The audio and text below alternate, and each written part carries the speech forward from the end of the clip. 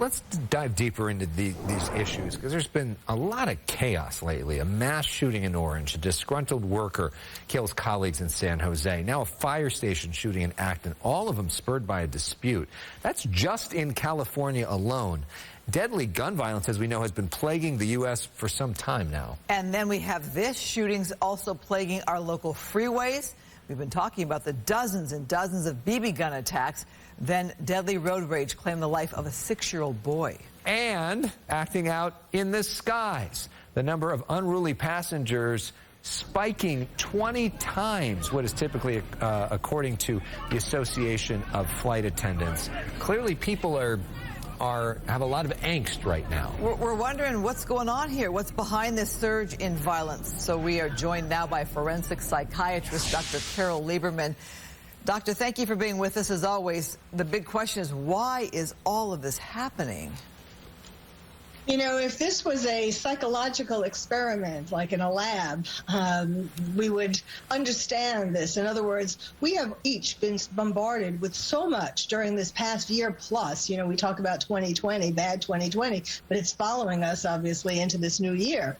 And I used to talk about COVID rage, and explain it as, you know, it's like road rage, where we're all so tense that the slightest kind of thing will just set us off. And now we're actually having road rage as a part of that, now that we're able to get out of our houses.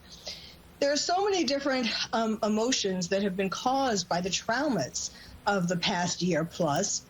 First of all, a lot of the loneliness, the isolation, the dehumanization, the masks, you know, we've been cut off with lockdowns and so on. We've been cut off from other people, and we've lost our connection to each other. You know, we see ourselves and other people, it's us and them.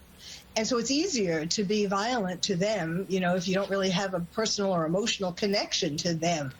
That's part of it. We're angry. We're angry about all the different confusing messages we've got about COVID, you know, what we should do, what we shouldn't do. And then a week later it changes and so on. We're angry that our life, the life we had before all this mess, has been disrupted, not because we wanted it, you know, and now, you know, there's even still this question of how this happened and so on. We don't even know yet for sure why it happened. And so we're angry about all of these things, and we're so on edge that when it's, you know, when we're driving in a car and someone cuts us off, or we're at work and we've had smoldering resentment, and then something else happens, it just booms out. But you know, we're finally starting to open up. The news is pretty good right now. Our case counts are way down. We have among the lowest positivity rate in the entire country. Shouldn't this be a moment of joy? Yes, you know, but that is an interesting thing, because that's part of it too. Yes, there are some people who are joyous and rushing out there and you know, happy that this seems like it might be over. But then for a lot of people, we don't know, there's the uncertainty. We don't know what it is that we're going out into. What is this new normal? It kind of changes every day because different things happen every day.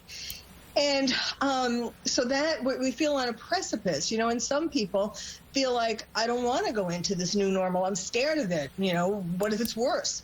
And so so that is making people feel as though sort of desperate and, you know, as though in order to stop from doing that. Like, it's interesting, the two workplace violence episodes that we saw recently, the firefighter, as you just showed, and the man at the VTA, each of them burned their house, which is very symbolic. First of all, the fire, it's rage, it's symbolic of rage. And also, it's symbolic of how they planned this to be the end of their life. The VTA man did set devices so it would burn when he left, and the firefighter went home and killed himself and set his place on fire. So that is sort of a metaphor for what a lot of people are feeling. It's like, I don't want to go in.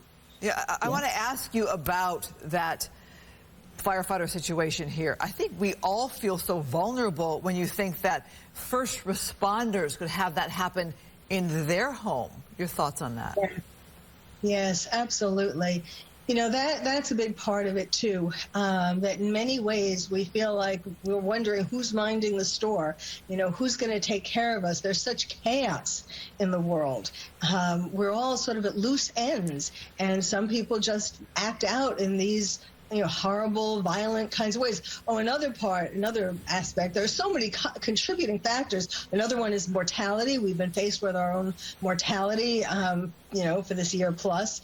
And also we've been playing, I think I might have mentioned this before to you, we've been playing video games. A lot of people, not we, I haven't, but a lot of people have been playing violent video games. And research for decades shows that the more violent media you consume, especially video games, the more violent or aggressive you become. And so we've been building this up, pent up aggression, and now people are being let loose in the streets.